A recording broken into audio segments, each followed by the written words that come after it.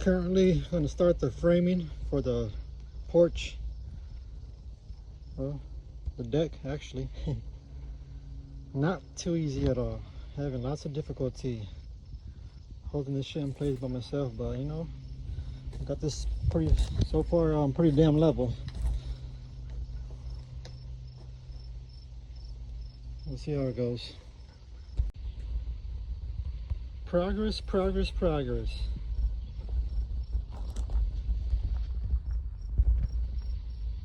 That's pretty good.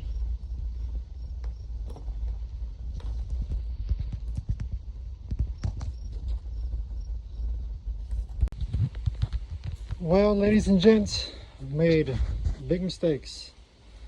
I had to lower the framing of the deck porch because it was too high up.